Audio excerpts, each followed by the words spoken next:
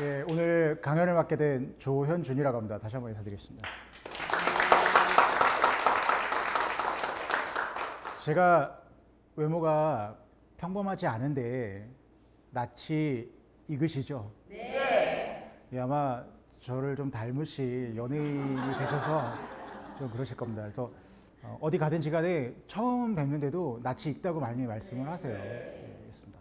자, 오늘 제가 강의를 해드릴 주제는 척추 그 100가지 질병의 근원이라는 주제입니다. 아마 이 제목만 봤을 때는 좀 놀라셨을 거예요. 척추가 어떻게 100가지 질병을 만들 수 있느냐. 그런데 척추가 딱 100가지의 질병만 만드는 것이 아니라 이 100가지라고 제가 여기에다가 이렇게 제시한 이유는 우리가 어릴 때부터 무언가 가장 많은, 가장 큰 거를 이야기할 때 내가 너보다 100배는 많아.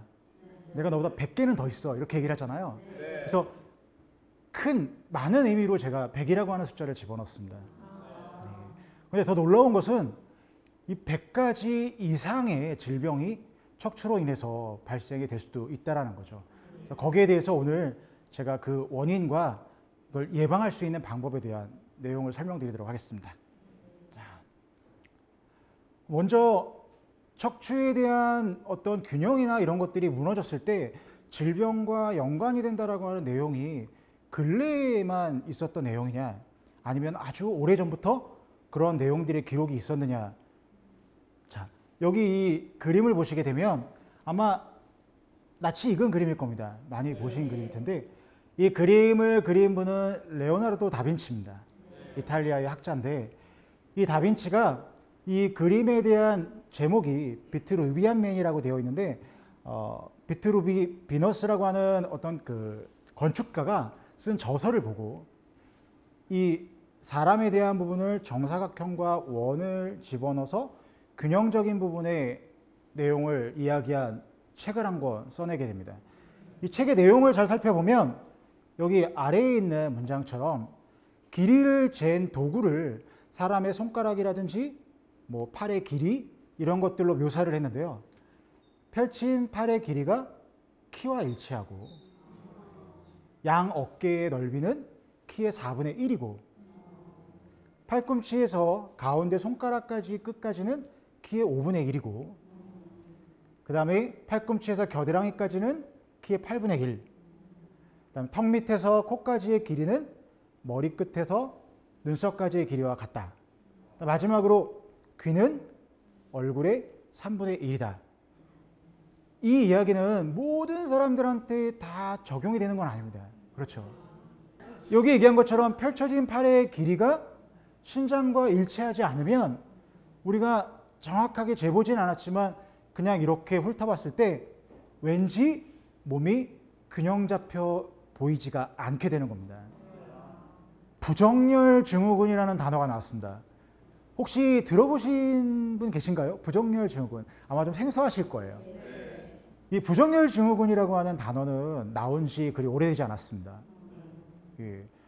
이 부정렬 증후군이라고 하는 건 단어는 나온 지 오래되지 않았지만 이미 아까 전에 그림에서 봤던 것처럼 이런 균형적인 부분에 대한 내용을 이야기할 때 여기에서 이미 부정렬과 정렬에 대한 거를 거론을 했다라는 거죠. 자, 부정렬 증후군이라고 하는 건 척추나 골반이 삐뚤어지거나 뭐 한쪽으로 틀어져서 그것 때문에 나타나는 증상이나 질환을 부정렬 증후군이라고 이야기를 합니다. 예전에 고대에 좀 오래 뭐 히포크라테스나 이렇게 활동하던 시대의 기록들을 보면 이 부정렬 증후군을 갖고 있던 분들이 꽤 많았어요. 어떤 경우가 많았냐? 지금처럼 어깨가 아프거나 허리가 아프거나 무릎이 아프거나. 그래서 이런 부정렬 증후군을 갖고 있는 사람들을 그때 당시에 지금처럼 뭐 진통제나 주사, 수술을 하지 못했기 때문에 치료할 수 있는 방법이 뭐가 있느냐? 트랙션이라고 하는 견인 치료를 했습니다. 견인 치료라고 하는 건 뭐냐면 기존에 아픈 분들을 보니까 아파하는 분들의 근육이 단축돼 있고 짧아져 있다는 거죠. 그래서 이걸 견인이라고 하는 건 잡아당기는 건데 잡아당겨서 치료를 하다 보니까 정말 아픈 게 낫고 효과를 봐요. 이게 지금 이야기하는 스트레칭입니다. 예, 그래서 부정열 증후군이라고 하는 거를 해결할 수 있는 가장 기본적인 게 바로 스트레칭에 해당이 될 수 있겠죠. 그런데 아무렇게나 스트레칭을 한다고 도움이 되는 건 아니고요. 정확하게 균형을 맞춰서 스트레칭이 이루어져야 된다는 겁니다. 자, 그러면 지금 이렇게 생활하시거나 활동하는 데 있어서 혹시 나는 부정열 증후군의 대상자가 아닌가 이렇게 의심을 해볼 수 있는 분들이 있습니다. 그래서 어떤 분들이 부정열 증후군의 의심 대상자인지 한번 보도록 하겠습니다. 목이나 어깨, 허리 등의 만성 통증을 느끼시는 분들. 자, 급성 통증이라는 이야기가 있고 만성 통증이라는 이야기가 있죠. 급성 통증은 만성 통증과 구분을 하면 정확하게 다친 원인이 분명히 있습니다. 뭐 예를 들면 교통사고 때문에 아프기 시작했다든지 아니면 김장을 하고 나서부터 아프기 시작했다든지 이런 것들이 급성 통증에 해당이 되는 거죠. 근데 만성 통증은 특별히 내가 아픈 어떤 원인을 제공하지 않았는데 언제부터인지 모르게 계속 점점 아픈 시기나 기간, 강도가 점점 가까워지거나 더 심해지는 증상들이 만성 통증에 해당이 됩니다. 두 번째는 수술을 받았을 정도로 목이나 허리 건강 상태가 좋지 않아서 계속 통증이 있으신 분들. 세 번째는 어깨 충돌 증후군이 있는 분들. 예를 들면 어깨를 움직일 때마다 소리가 난다든지 아니면 어깨의 어떤 특정 움직임에서 통증이 발생하는 이런 경우에도 의심 대상자에 해당이 되고요. 네 번째는 성장 부진이 의심이 되거나 또래 아이들보다 키가 잘 안 큰다든지 하는 청소년이나 어린이들도 해당이 될 수 있고요. 그다음에 체형 불균형을 동반한 비만 또는 너무 살이 쪄서 다이어트에 대한 부분에 내가 좀 목표를 가지고 계신 분들도 증후군의 의심 대상자에 해당이 될 수 있습니다. 치마가 한쪽 방향으로 계속 돌아간다든지 바지가 한쪽 바닥만 끌린다든지 왼쪽 발의 바지가 끌리거나 오른쪽 발의 바지단만 끌리는 경우. 남자분들도 마찬가지입니다. 소변을 보려고 이렇게 화장실에 가서 소변을 볼 때 분명히 아침에는 바지를 정확하게 잘 맞춰 입었는데 소변을 보려고 하다 보니까 남편분이 한쪽 방향에 치우쳐 있어서 바지를 돌려서 볼일을 보시게 되는 이런 분들도 부정열 증후군의 의심 대상자에 해당이 됩니다. 그 다음에 신발 뒷굽이 다른 모양이 다른 분들. 신발 뒷굽의 모양이 가장 흔하게 다른 패턴은 뒤꿈치 쪽이 많이 좀 다른 분들이 많이 있으시죠. 그런데 뒤꿈치만 많이 다른 것도 정상은 아닙니다.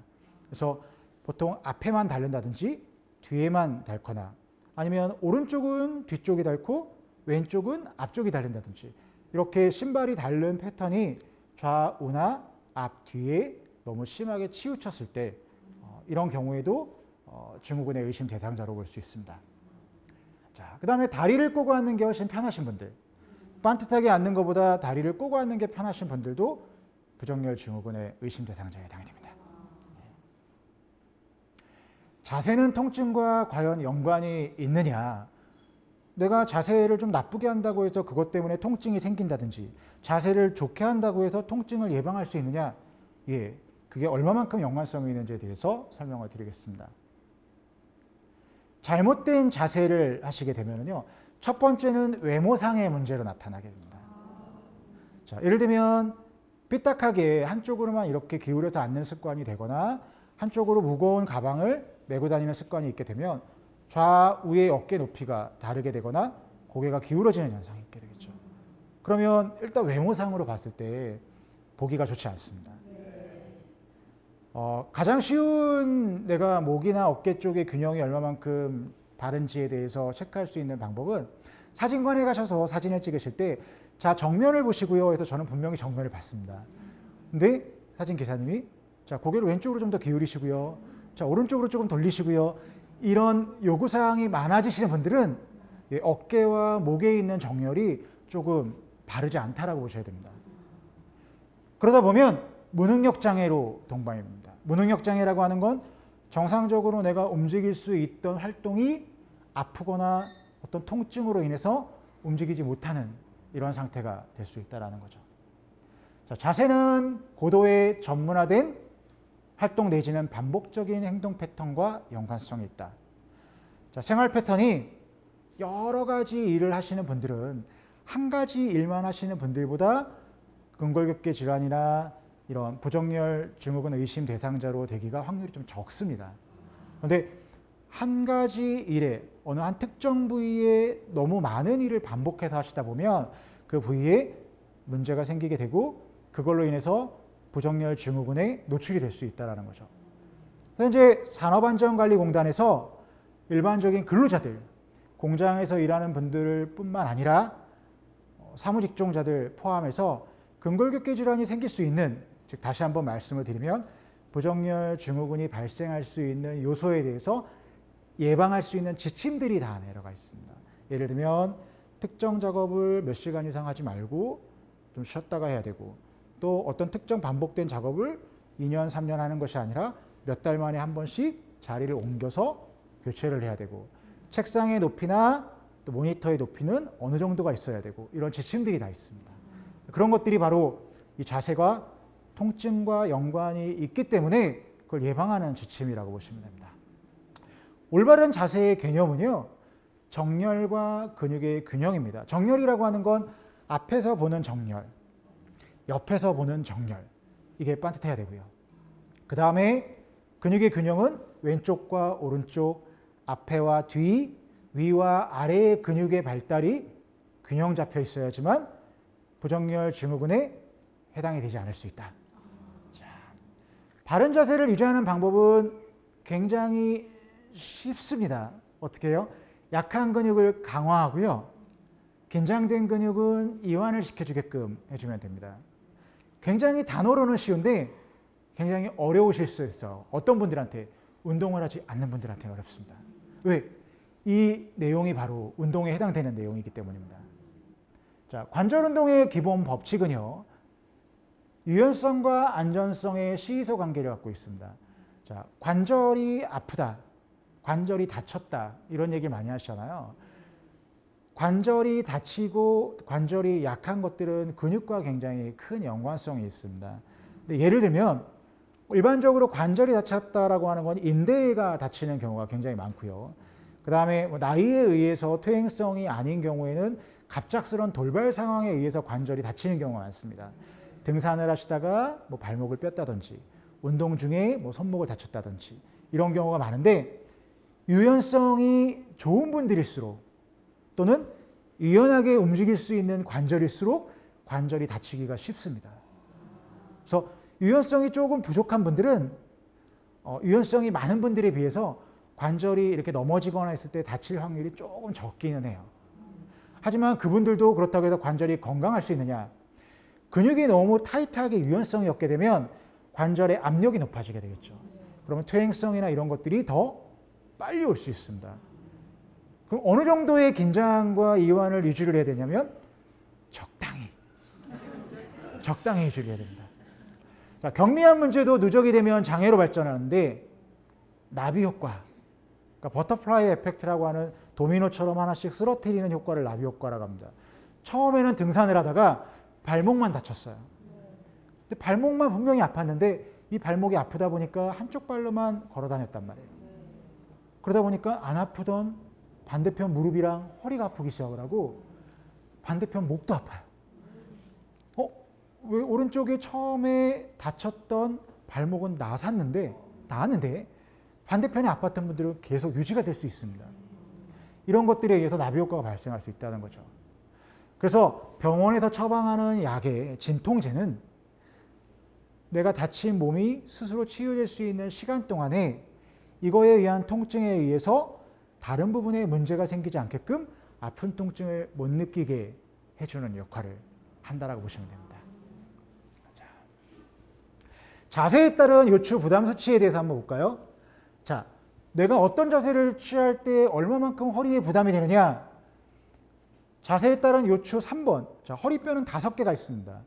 근데 요추 3번에 부하가 걸리는 디스크에 주는 압박을 보면 75kg의 체중이 나가는 사람이 반듯이 누워 있을 때는 허리에 25kg의 부하가 걸립니다. 옆으로 누워 있을 때는 75kg, 본인의 몸무게가 똑같이 허리에 부하가 걸리고요. 빤듯하게 서 있을 때는 100kg의 부하가 걸리고요. 그 다음에 등받이 없는 의자에 앉아 있을 때는 140kg, 체중의 거의 2배가 걸리는 거죠. 또 지금 여기 계신 어머님들이나 아버님들이 등받이 있는 의자에 앉아 계시지만 등을 바싹 붙여서 기대지 않고 앞으로 등을 띄워서 앉게 되면 본인의 체중의 2배가 허리에 부하가 걸리고 있다는 얘기입니다. 그러면 서 있는 사람보다 앉아 계신 분들이 허리가 더 안 좋아질 수 있다는 거죠. 자, 그 다음에 똑바로 서서 앞으로 20대 굽힐 때, 20도를 굽힐 때는 150kg. 자, 이 정도 굽히는 정도가 되는데 샤워를 하면서 머리를 감는 정도의, 그렇죠? 그리고 맨 마지막으로 앉아서 앞으로 20도 굽힐 때, 샤워기가 아니라 앉아서 쭈그리고 앉아서 머리를 감으시는 분들, 이런 분들은 체중의 2.5배, 185kg까지 부하가 걸리게 됩니다. 여기서 가장 허리에 부하를 주는 요소가 5번과 6번이죠. 고개를 숙이고 상체를 20도 정도 같이 숙여 있는 상태 또는 앉아서 숙이는 상태. 그러면 척추의 건강을 위해서 부정열 증후군의 의심 대상자가 되지 않기 위해서는 20도 굽힌 상태에서 무언가 일을 하거나 머리를 감거나 이런 행동들은 안 하시는 게 좋습니다. 예. 자, 그러면 아까 우리가 얘기했던 척추가 100가지 질병의 원인이 된다고 하는데 그 이유에 대해서 설명을 드리기 위한 내용이 나왔습니다. 자, 인체 신경계라고 되어 있는데요. 여기 지금 척추를 보시게 되면 이 위에 뇌가 있고요. 이 뇌에서 내려가는 굵은 신경과 그 양쪽에서 뻗어나가는 가는 신경들이 뇌와 연결이 되어 있습니다. 그래서 이 신경은 크게 중추신경과 말초신경으로 구분을 합니다. 중추신경은 뇌와 척수에 연결이 되어 있는 신경이고요. 이거는 여기 보시는 것처럼 대뇌, 간뇌, 중뇌, 소뇌, 연수, 척수로 구분이 됩니다. 말초신경은 체성신경과 자율신경으로 또 나뉘게 되는데 좀 쉽게 설명을 드리면 요 양쪽으로 뻗어나가는 가는 신경 가지들이 말초신경이라고 보시면 돼요. 우리 몸에 총 44쌍이 있습니다. 네. 이 말초신경은 다시 체성신경과 자율신경으로 나뉘게 됩니다. 체성신경은 내 의지대로 움직일 수 있게끔 명령을 전달하는 신호고요. 그 다음에 외부에서 뜨겁다든지 차갑다든지 부드럽다, 거칠다 이런 느낌을 뇌로 전달해주는 역할을 하는 게 체성신경에 해당이 됩니다. 또 피부나 이런 데 있겠죠. 또 근육, 움직여 해서 팔을 올릴 수 있게끔 만드는 것들이 다 체성신경에 해당이 되는 거죠. 자율신경은 말 그대로 학교에서 학생들이 자율학습하면 알아서 하는 거죠. 신경도 마찬가지로 알아서 자기가 스스로 움직이는 신경이 자율신경에 해당이 됩니다. 대부분 장기로 연결이 되어 있습니다. 그래서 위나 대장, 소장, 심장 이렇게 연결되어 있는 것들이 자율신경에 해당이 되죠. 그리고 이 신경은 교감과 부교감 신경으로 구분이 되는데 교감 신경은 흥분했을 때 발생되는 어떤 일련의 동공이 확장된다든지 막 갑자기 소변이 마렵다든지 몸이 떨린다든지 심장박동이 뛴다든지 이런 것들이 교감신경의 작용이고요. 이완이 되는 이런 일련의 내용들이 완벽하게 이완이 되면서 마음이 편안해지고 다시 원래대로 회복이 되는 게 부교감신경에 해당이 됩니다. 자, 이렇게 장기와 기관에 연결되어 있는 신경들이 잘 보시면 결국에 뇌에서 어디를 통해서 지나가느냐? 척추를 통해서 지나가고 있습니다. 척추가 비뚤어지거나 몸이 기울어졌으면 이 신경의 압박이 발생이 되게 되겠죠. 그러면 이 신경의 영향을 받고 있는 장기나 기관이 제 기능을 못하게 됩니다. 일반적으로 가장 많이 듣는 디스크, 목 디스크 증상이 있으신 분들이 팔에 불편함이 있거나 허리 디스크 있으신 분들은 다리에 불편함을 많이 갖고 계시죠. 중간에 나머지의 압박을 받고 있는 분들, 거의 장기로 연결되어 있는 신경들이거든요. 장기에도 영향을 줄 수 있다는 겁니다. 자율신경이 담당하는 기관 및 장기입니다. 여기 보시면 이렇게 각 신경들이 장기로 연결되어 있는 그림들을 보실 수 있고요. 신경의 압박으로 인한 증상 발현 부위, 피부나 감각들, 어떤 근육의 통증들이 각 어떤 신경이 눌렸을 때 나타날 수 있는 부위를 보여주고 있습니다. 바른 자세와 바르지 않은 자세에 대한 관계를 보면 뇌에서 몸으로 신경의 흐름이 원활하면 정상적 기능을 갖게 되고요. 그 다음에 건강한 상태를 유지할 수 있습니다. 그런데 뇌에서 몸으로 가는 신경에 부정열이라고 하는 게 발생이 되면 비정상적 기능이 나타나게 되고 이걸로 인한 질병이 생길 수 있고 그거에 대한 증상이 발생이 된다는 거죠. 척추의 부정열로 나타날 수 있는 증상들입니다. 글씨가 작아서 잘 보이진 않지만 여기 있는 내용들을 한마디로 압축시켜드리면 병원에 가서 내가 어떤 이학적 검사나 임상적 검사를 다 거쳤는데도 내가 아프거나 문제가 있는 원인이 없어요. 그런데 나는 증상이 있어요. 그러면 그걸로 인한 문제들이 척추의 신경이 눌리는 거의 원인 때문에 발생할 수 있다는 거죠. 네, 그래서 한 가지만 예를 들면 소화가 잘 되지 않을 때 소화 기능이 떨어져서 병원에 가서 내시경 검사나 이런 것들을 다 받았는데 이상이 없어요. 근데 나는 항상 소화에 대한 어떤 문제를 가지고 있다는 거죠. 그때 등도 같이 항상 불편한 증상이 있고 이럴 때는 위장으로 가는 신경선이 있는 흉추 6번에 있는 신경이 혹시 눌리거나 압박을 받기 때문에 문제가 되지 않는지 이렇게 의심해 볼 수 있다는 겁니다. 자, 그럼 우리 몸은 왜 균형이 깨지나요? 유아기 시절은 기저귀를 잘못 찰 경우에도 문제가 생길 수 있습니다. 예전에는 종이 기저귀가 없던 시절에는 천으로 된, 어머님들 아마 기억을 하시겠지만 천으로 된 기저귀를 사용을 했어요. 그런데 지금처럼 굉장히 얇게 천 기저귀를 채우게 되면 기저귀를 한 번만, 소변을 한 번만 지려도 바꿔줘야 되는 불편함이 있겠죠. 그러다 보니까 천 기저귀를 두껍게 해서 몇 번 아이가 소변을 지려도 이 천 기저귀가 감당할 수 있을 정도의 두께로 채워놓게 됩니다. 그러면 아이들이 걸음을 걸을 때 어떻게 걷죠? 기저귀 때문에 다리가 벌어지게 되고 이렇게 걸어다니게 됩니다. 이걸로 인해서도 문제가 발생할 수 있습니다. 그 다음에 보행기 사용식이나 방법. 보행기는 걸음마를 배우기 위한 훈련에 의해서 사용되는 도구들입니다. 그래서 양발이 보행기에 앉혔을 때 지면에 아이의 발이 다 닿아야 되는데 엄마들이 조금 편하기 위해서 아이들이 보행기에 앉혀놓고 다리가 잘 닿지 않는데도 보행기에 미리 앉혀놓습니다. 왜? 하도 기어다니면서 사고를 치니까. 근데 아이가 보행기에 앉아보니까 다리가 허공에 떠 있는데 한쪽 발을 쭉 내렸더니 한쪽 발은 닿아요. 한쪽 발로 밀고 다닙니다. 그러면서 또 문제가 될 수 있다는 거죠. 그리고 또 엄마나 아빠의 욕심에 의한 아이가 조금 일찍 걸음마를 하게끔 하기 위해서 빨리 걷는 걸 보고 싶어서 아직 아이가 하체의 근육이 완벽하게 발달이 되어 있지 않은데도 걸음마를 일찍부터 연습을 시키게 되면 관절이나 근육의 불균형에 문제가 생길 수 있습니다. 자, 성장기 시절은요. 주거 환경이나 조건에 따라서 자신도 모르게 하는 단순한 동작들의 습관. 주거 환경이라고 하면 지금은 그런 경우가 적겠지만 옛날에 대가족 시절에 태어나서 자란 집에서 시집장가 갈 때까지 그 집에서만 계속 산 경우가 있겠죠. 근데 내가 사용하는 방이 다락방이에요. 올라갈 때마다 기울이고 들어가요. 30년. 문제가 될 수 있겠죠. 네, 이런 것들. 그 다음에 또 한쪽 다리만 포갠다든지 이런 잘못된 습관에 의해서 부정열 증후군에 노출이 될 수 있습니다. 자, 스트레스와 작업 자세. 스트레스와 작업 자세가 부정열 증후군에 영향을 주느냐?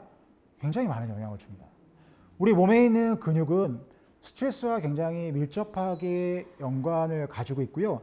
스트레스에 의해서 근육이 굉장히 민감하게 수축되거나 문제가 될 수 있는 확률이 굉장히 높아져 있습니다. 그래서 우울증이나 이혼, 사별, 그 이외의 심리적 스트레스와 사회생활, 뭐 직장에서 받는 스트레스 같은 이런 것들은 우리 근육을 수축시키고 그다음 이걸로 인해서 부정열 증후군에 노출이 될 수 있다는 거죠. 나는 딱히 어떤 운동을 과하게 하거나 일을 심하게 하지 않았는데도 불구하고 누가 내 욕을 한다고 하면 어깨가 뭉치고 뒷골이 당겨요. 이런 것들도 내가 어떤 스트레스가 근육에 영향을 주고 있다는 거거든요. 하나 잠깐 재밌는 얘기를 말씀드리면 스트레스에 대한 지수가 있습니다. 가장 높은 스트레스 지수가 내 가족 간, 또 내 배우자의 사별입니다. 내 가족이 누군가가 한 사람이 죽었을 때 받는 스트레스가 스트레스의 지수 중에 가장 높은 스트레스에 해당이 돼요. 그런데 이 스트레스와 비슷한 스트레스 지수는 전쟁이 갑자기 터진 거예요. 그래서 군인들이 전쟁터로 이송되고 있는 과정에서 군인들이 내가 이제 여기 전쟁터로 가게 되면 죽겠구나 라고 하는 그 이송 과정에서 받는 스트레스가 가족 간의 사별과 비슷한 스트레스의 수치를 받습니다. 또 하나 이것과 비슷한 스트레스를 받는 내용이요. 남편분들이 아내분들이 백화점에서 쇼핑할 때 따라다니면서 받는 스트레스가 가족 간의 사별이나 전쟁터에 나가는 군인의 스트레스와 비슷하다는, 믿거나 말거나겠지만 그렇습니다. 자, 그 다음에 직업적인 습관 및 근무 환경이나 조건에 따라서 틀어진 자세에 반복되는 동작. 아까 제가 말씀드렸던 산업안전관리공단에서 지침이 내려와 있는 근로자들에 대한 내용들이 여기에 해당이 된다고 보시면 되겠습니다. 그 외에 임신이나 돌발 사고, 갑작스럽게 짐을 들다가 허리를 다쳤다든지, 운동 시 발생하는 충격, 예상치 못한 사고, 그 다음에 임신 중에 태아의 무게 때문에 허리에 과도한 부하가 걸린다든지 이런 경우도 부정열 증후군의 대상자에 포함이 될 수 있습니다. 남자분들은 임신을 하지 않기 때문에 임신한 분들처럼 되지는 않겠지라고 방심하실 수 있는데 남자분들도 임신하신 분들처럼 문제가 나타나는 경우가 많이 있습니다. 어떤 분들? 배가 많이 나온 분들. 배가 많이 나온 분들은 임신한 여성들과 마찬가지로 골반이나 근육에 대한 불균형이 나타날 수 있습니다. 그 이외에 영양에 대한 불균형, 내가 음식물 섭취가 부적절하다든지, 그래서 뭐 근육에 대한 어떤 안 좋은 영향을 주거나 뼈에 안 좋은 영향을 줄 수 있는 병리적 문제, 어디가 아프다든지. 예를 들면 제가 위염이 있어요. 위염 증상 때문에 속쓰림이 올 때마다 움츠러들겠죠. 그러면서 자꾸 고정한 자세가 되고, 이런 문제들이 발생할 수 있습니다. 상처나 사고 등의 외상, 그리고 관절의 이상, 냉방이나 난방의 급격한 온도 변화에 의해서도 문제가 될 수 있습니다. 그 다음에 6번째 마지막으로 누구도 피해갈 수 없는 노화에 의한 뼈의 변형. 자, 그러면 노화에 의한 뼈의 변형에 대한 부분을 최대한 막을 수 있는 내용이 어떤 내용이냐. 일단 뼈의 건강이 중요하겠죠. 그럼 뼈의 건강은 척추의 건강과 연관이 있을까요, 없을까요? 있습니다. 자, 뼈의 특수성이 있는데요. 성장판이 열려있는 20세 전후의 시점까지는 뼈에 적당한 무게하중이나 충격을 주게 되면 뼈가 좀 더 단단하고 그 다음에 또 빠르게 성장할 수 있는 매개체가 됩니다. 그런데 20세가 넘어서 성장판이 닫혀있는 상태에서 자꾸 지속적인 무게하중이나 충격을 반복적으로 많이 주게 되면 뼈는 퇴행성으로 빠르게 갈 수 있습니다. 그래서 운동선수들 같은 경우에는 불과 20대 중후반인데도 불구하고 특정 관절에 이미 퇴행성이 진행이 되는 경우도 많이 있습니다. 자, 뼈의 건강을 해치는 요소가 있습니다. 자, 어떤 것들이 뼈의 건강을 해치느냐 하면 일단 흡연. 담배를 피게 되면 혈액의 점도가 높아집니다. 찐득찐득해지죠. 그러면 뼈로 칼슘을 공급해야 될 혈관이 굉장히 가는데 이 가는 혈관을 찐득찐득한 점도가 높은 피가 통과할 수가 없게 됩니다. 그럼 뼈에 정확한 영양분이 공급이 잘 안 되기 때문에 뼈에 칼슘이 떨어지는, 골밀도가 떨어지는 문제가 발생하죠. 그래서 예전부터 어르신들이 아이들이 일찍부터 담배를 피면 뼈 삭는다는 얘기를 합니다. 자, 두 번째, 음주. 알코올을 섭취하게 되면요, 칼슘 흡수력을 방해하게 되는데 소장의 점막이나 이런 부분이 미세하게 상처가 생길 수 있습니다. 그래서 흡수력이 떨어지게 되는 문제가 발생할 수 있고요. 카페인도 너무 과다하게 복용하시게 되면 골밀도를 떨어뜨리는 데 영향을 줍니다. 일반적인 커피 같은 경우, 인스턴트 커피나 원두 커피를 보면 인스턴트 커피 같은 경우는 뭐 하루 4잔, 원두 커피는 하루 3잔 이상 드시게 되면 골밀도를 떨어뜨릴 수 있는 조건에 포함이 되실 수 있습니다. 카페인이 들어가게 되면 몸에서는 이뇨작용이 발생합니다. 그래서 항이뇨 호르몬이라고 하는 소변에 대한 몸의 수분을 조절해서 밖으로 배출시키지 않게끔 하는 호르몬이 제작용을 못해서 소변이 많이 배출이 돼요. 그때 칼슘도 같이 빠져나가게 됩니다. 탄산음료. 탄산음료에는 인산염이라고 하는, 특히 콜라에 많이 들어 있습니다. 그래서 이 인산염이라고 하는 게 칼슘과 만나게 되면 같이 부착돼서 빨려나가는, 그 다음에 간에서 합성되는 비타민 D의 합성을 저해하는 이런 형태를 나타내는 거죠. 그래서 어떤 분들은 콜라를 피해서 뭐 사이다나 이런 것들을 좀 드시면 조금 낫겠지 하고 생각을 하시는데, 물론 칼슘이 빠져나가는 부분은 좀 예방이 될 수 있지만 비만이 되는 원인은 어쩔 수 없습니다. 자, 그 다음에 나트륨 과다 섭취. 염분은, 소금은요, 이 나트륨은 칼슘과 자석처럼 딱 달라붙습니다. 얘도 마찬가지로 흡수되기 전에 나트륨과 칼슘이 흡착돼서 밖으로 배출되는 문제를 발생시키죠. 운동 부족. 자, 우리 몸의 뼈의 밀도는요, 얼마만큼 이 뼈에 충격이 적당히 오느냐에 따라서 그 뼈에 문제가 생기지 않게끔, 부러지거나 다치지 않게끔 밀도를 높이려고 합니다. 근데 운동을 하지 않고 충격을 주지 않으면, 너무 아무 충격도 주지 않으면 이 사람은 충격을 많이 줄 필요가 없으니까 뼈의 밀도를 굳이 높일 필요가 없겠구나, 이렇게 생각을 하고 뼈의 밀도가 올라가는데 몸에서 반응을 하지 않습니다. 자, 그래서 같은 연령대비 봤을 때 체격이 큰 비만인 분들에 비해서 마른 분들이 골밀도가 낮아요. 예. 왜? 체중에 대한 부하의 충격이 마른 분들이 적게 걸리기 때문에 뼈의 밀도가 좀 낮게 형성이 되는 거죠. 그래서 적당한 운동을 해주는 게 중요한데, 어떤 운동이 좋겠어요? 적당한 충격이 가는 걷기, 줄넘기, 이런 운동들이 어떤 골밀도를 유지하는 데 굉장히 도움이 됩니다.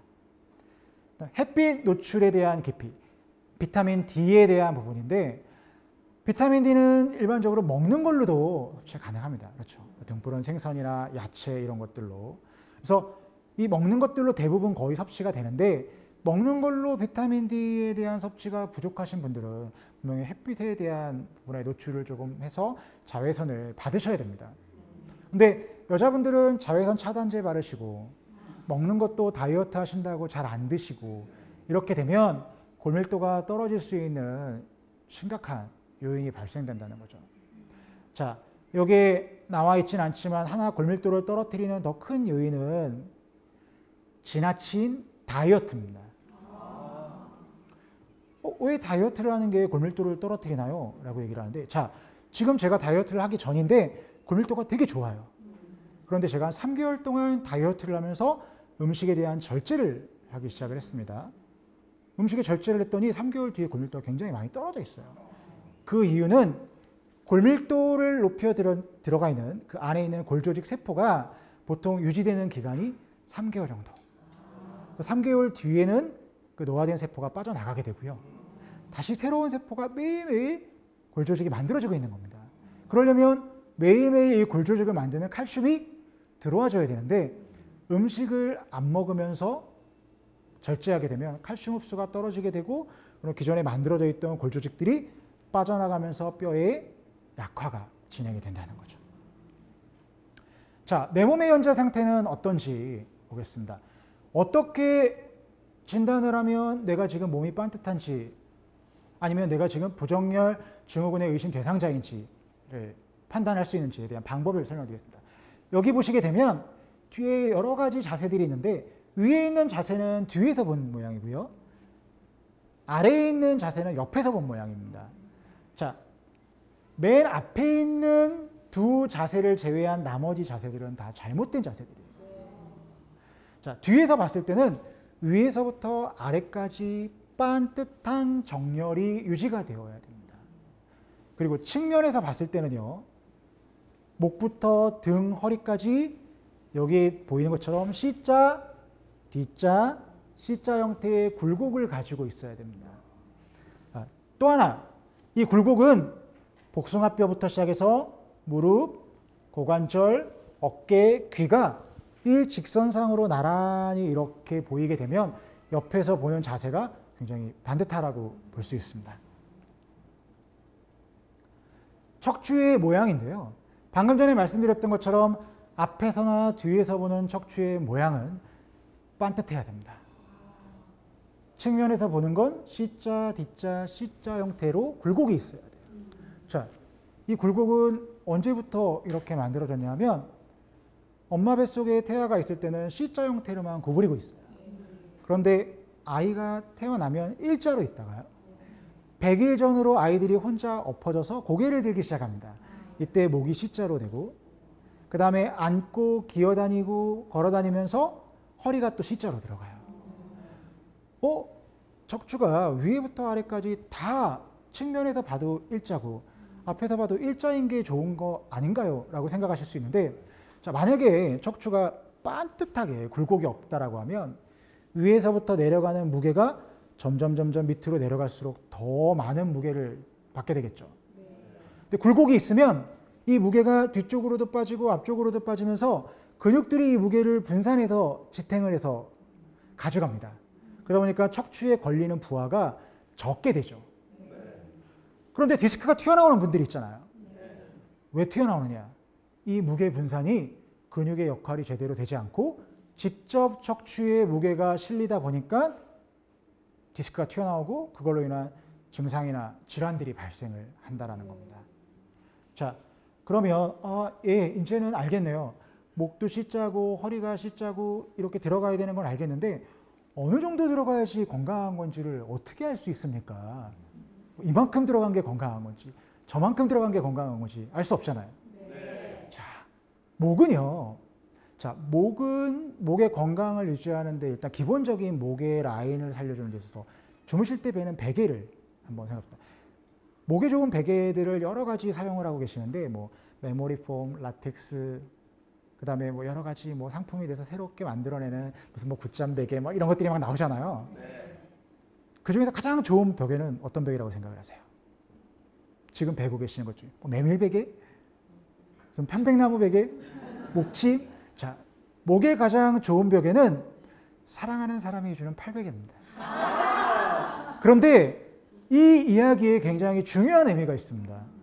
자, 물론 남자분들은 사랑하는 사람이 해주는 팔베개를 할 기회가 별로 없으시겠지만 정상적인 성인의 내 팔뚝에 대한 두께 정도를 목에다 받쳤을 때 목이 편안하면 지극히 정상이신 거예요. 근데 이 팔뚝을 목에다 받쳤는데 불편하다. 또는 팔뚝을 댔는데 목이 공중에 떠 있다. 이건 문제가 있는 거죠. 자, 그 다음에 허리의 굴곡은요.